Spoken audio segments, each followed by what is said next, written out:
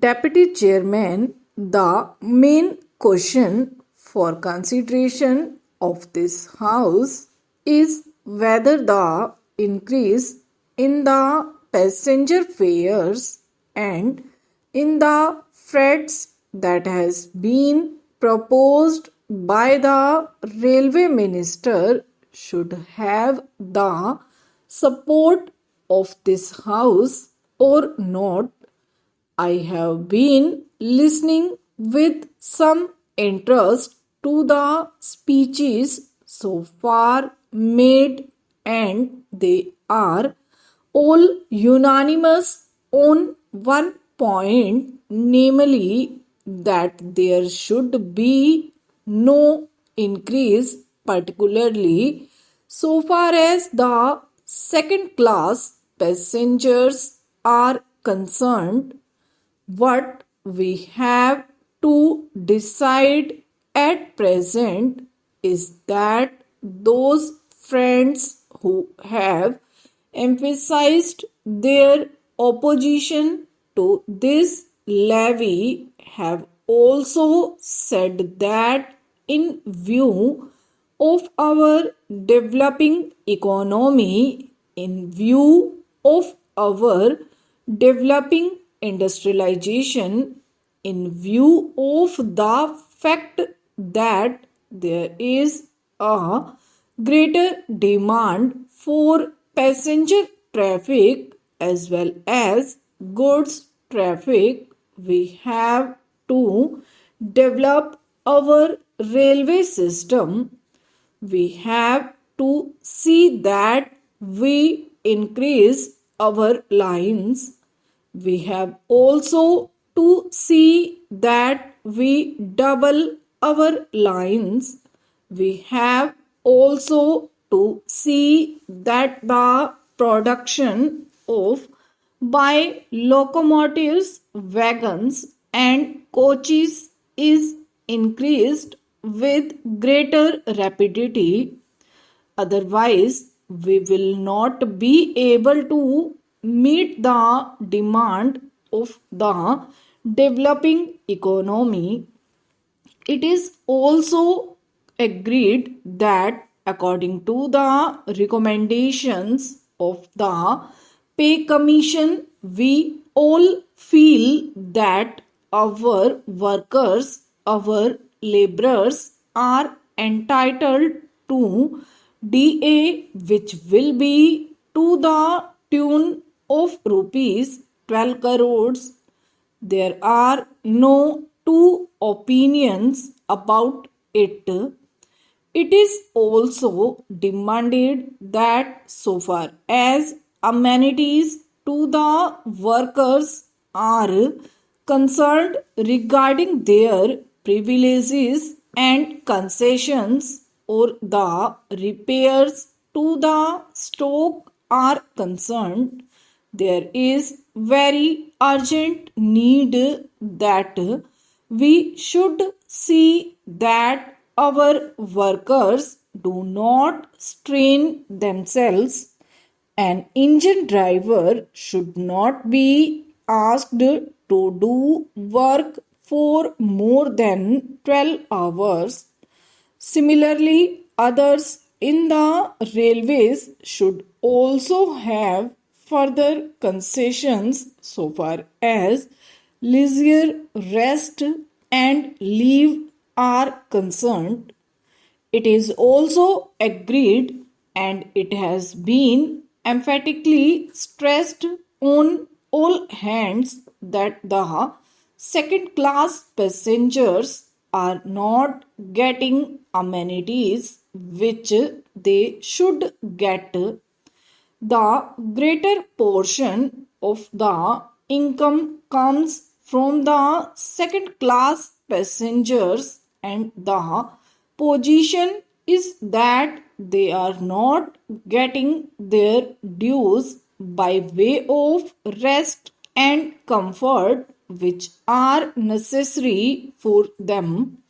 I appreciate that effort is being made that so far as sleeping accommodation and provision of fans to the second class passengers are concerned, something is being done, but this does not touch even the fringe of the problem.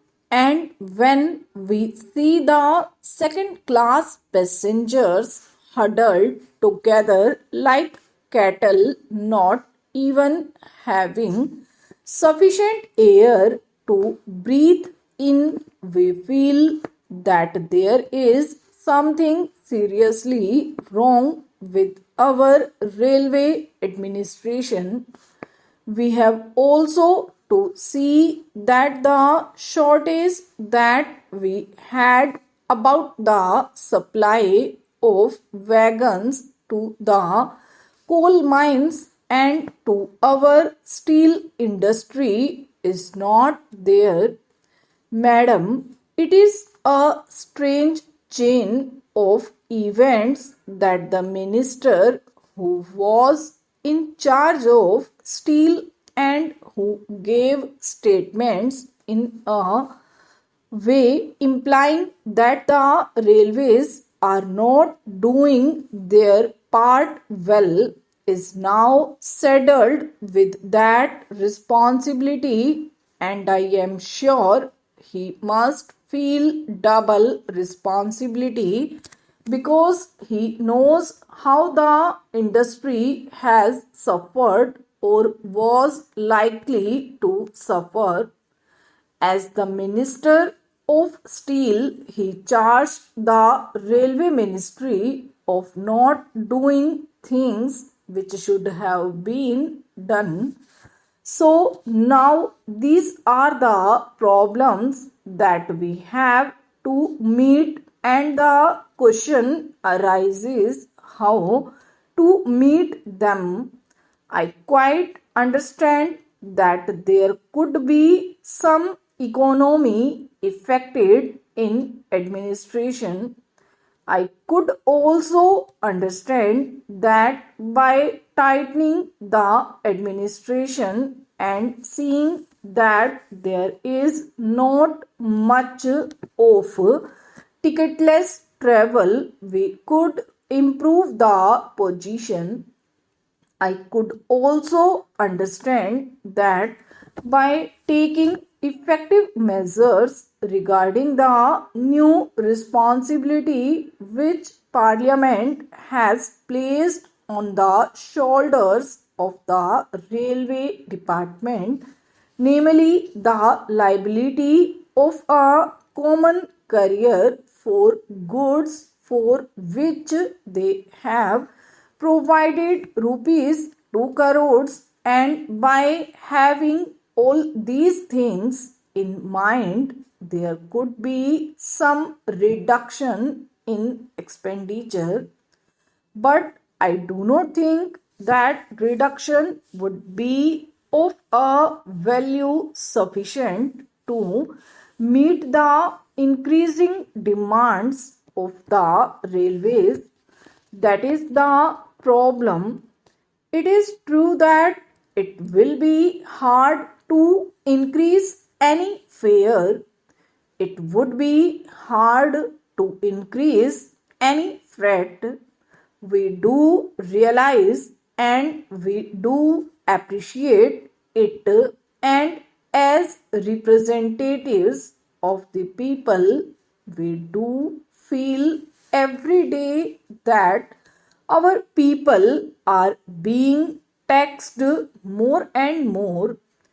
As regards freight, madam, my own view is that so far as food articles are concerned, this proposal should be modified just as there has been a modification in the case of giving encouragement for exports and in certain other respects.